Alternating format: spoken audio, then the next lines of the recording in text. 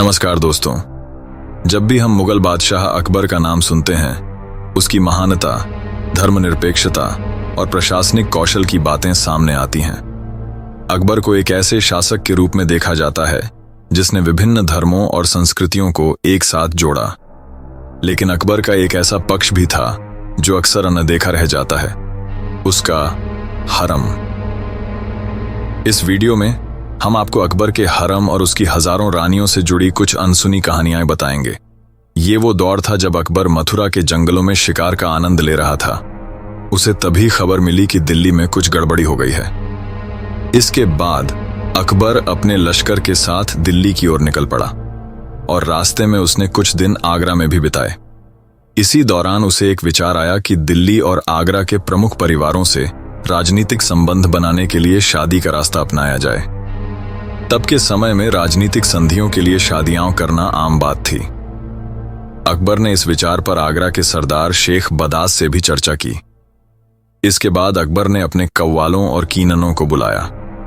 कव्वाल वो होते थे जो लड़की के पिता के पास शादी का पैगाम लेकर जाते थे, और कीनन वो जो शहर के रईसों के हरम में जाकर उनकी बेटियों का मुआयना करते थे कि क्या वे शाही हरम के योग्य हैं। जैसे ही अकबर का यह फरमान रियासतों में फैला, शहर में डर और बेचैनी का माहौल पैदा हो गया। अकबर की नजर एक बार आगरा के सरदार शेख बदास के बेटे अब्दुल्ला वासी की खूबसूरत पत्नी पर पड़ी, जिससे अकबर निकाह करना चाहता था। शेख के बेटे अब्दुल्ला ने अपने दिल पर पत्थर रखकर अपनी पत्नी को तलाक दे दिया और उसकी पत्नी शाही हरम में चली गई। हरम का मतलब होता है वर्जित क्षेत्र। इसके अंदर मुगलों की रानियां, रखैलें, दासियां और सेविकाएं रहती थीं। इसमें वे महिलाएं भी होती थीं जिन्हें युद्ध में जीता गया था या कूटनीतिक शादियों के माध्यम से लाया गया था। लेकिन हरम में ये महिलाएं हमेशा सुखी नहीं होती थीं, क्योंकि उनकी इच्छाओं की परवाह शायद ही की जाती थी। हरम के अंदर अकबर की विभिन्न पत्नियां और रखैलें रहती थीं, जिनसे अकबर ने विवाह अपने राजनीतिक उद्देश्यों को पूरा करने के लिए किया था। ये महिलाएं कहीं ना कहीं स्वतंत्रता की आकांक्षा रखती थीं, लेकिन सोने के पिंजरे में कैद थीं। अकबर के हरम की देखरेख के लिए किन्नरों की नियुक्ति की जाती थी। किन्नर, जो महिलाओं के साथ शारीरिक संबंध नहीं बना सकते थे, हरम की रक्षा के लिए सबसे उपयुक्त माने जाते थे। किन्नरों की तैनाती की एक मुख्य वजह यह भी थी कि हरम की महिलाएं कहीं भी बाहर से संपर्क न कर सकें और न ही हरम में प्रवेश करने वाले सैनिकों से किसी प्रकार का संबंध बना सकें। इसके अलावा किन्नर बेहद विश्वसनीय होते थे और शाही आदेशों का पालन कठोरता से करते थे। अकबर के हरम में 5000 से अधिक महिलाएं थीं।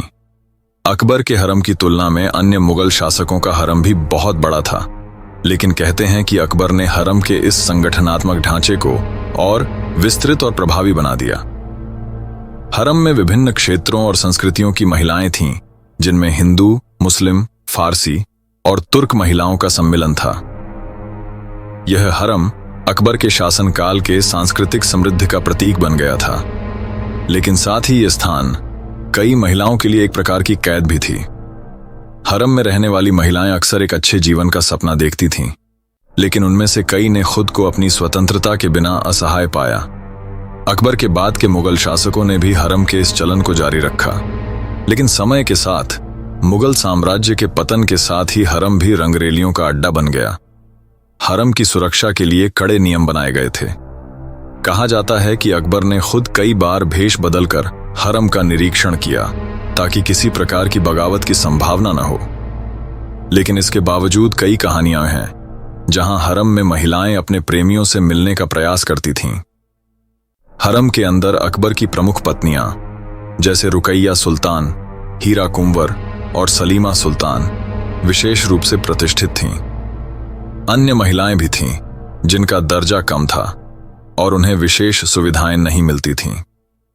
हरम में समय समय पर विदेशों से आने वाले यात्रियों ने भी कई बातें लिखी हैं, जिनमें उन्होंने मुगलों के हरम के वैभव और रहस्यमयी जीवन का विवरण दिया है।